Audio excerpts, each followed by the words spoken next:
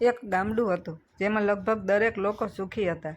એક પૈસાદાર વેપારીની ઘરે એક નોકર પણ કામ કરતો હતો જેનું નામ મગન હતું. આ વેપારી તે નોકરને વ્યવસ્થિત સારો પગાર આપતો અને તેને કોઈ પણ જરૂરિયાત હોય તો શેઠ તેને કાયમ મદદ કરતો. તે જરૂરત કરતાં વધારે રજા પણ લેતો નહીં અને હંમેશા પોતાના કામમાં પોતાનું શ્રેષ્ઠ આપવાની કોશિશ કરતો. બરાબર એક દિવસે શેઠ ઘરે હતા અને મગન કામ કરી રહ્યો હતો. એવામાં એનો ફોન રણકી ઉઠ્યો. જોયું તો પત્નીનો ફોન હતો અને પત્નીનો ફોન છે એવું જોઈને તે થોડો ડરી ગયો. આ બધું શેઠ બેઠા બેઠા જોઈ રહ્યા હતા.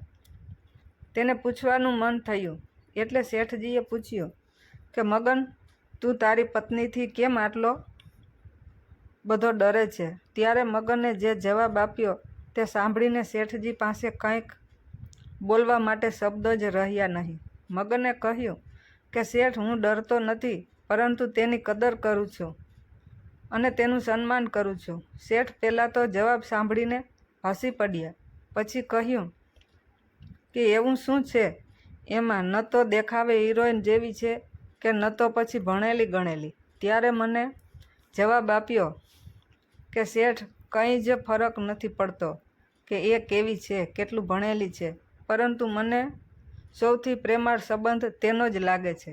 એટલામાં શેઠે કહ્યું કે તું તો જોરુનો ગુલામ નીકળ્યો.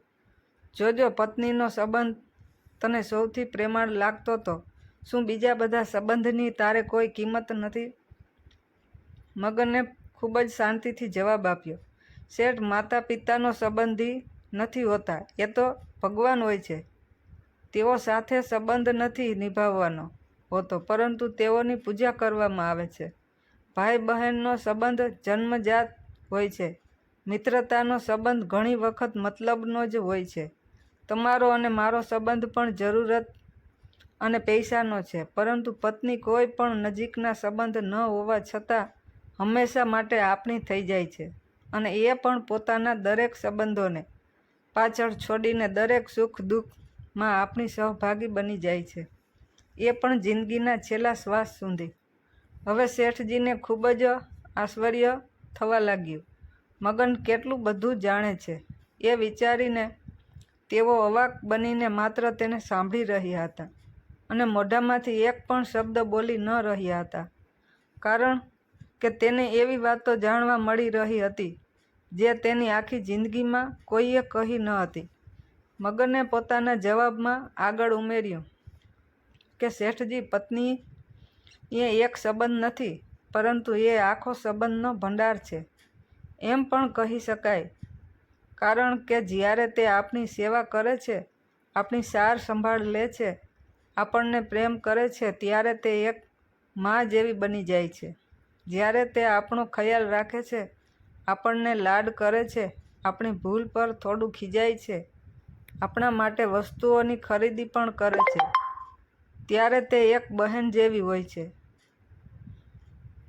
જ્યારે તે આપણી પાસે નવી નવી ફરમાઈશ કરે છે, થોડા નખરા કરતી હોય છે, ઘણી વખત રૂઠી જાય છે અને પોતાની વાત મનાવવાની જીદ કરે છે, ત્યારે તે એક દીકરી જેવી હોય છે.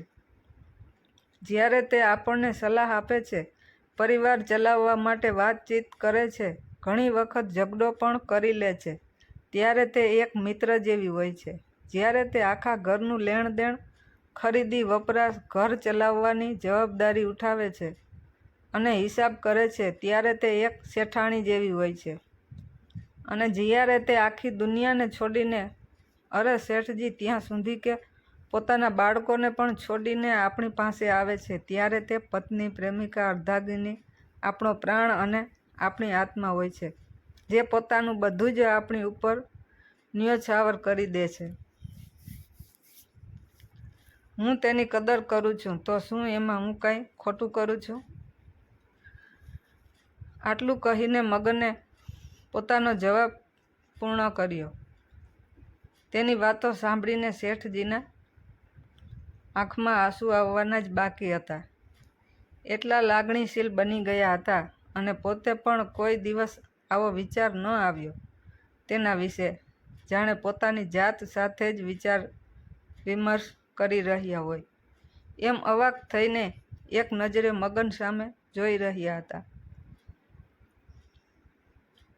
અને પતિ પત્નીનો પ્રેમ જ કહી શકાય, નહીં કે જોરુના ગુલામ. જો તમને આ સ્ટોરી પસંદ પડી હોય તો આ સ્ટોરીને લોકો સુધી પહોંચાડવા માટે દરેક ગ્રુપમાં શેર કરજો.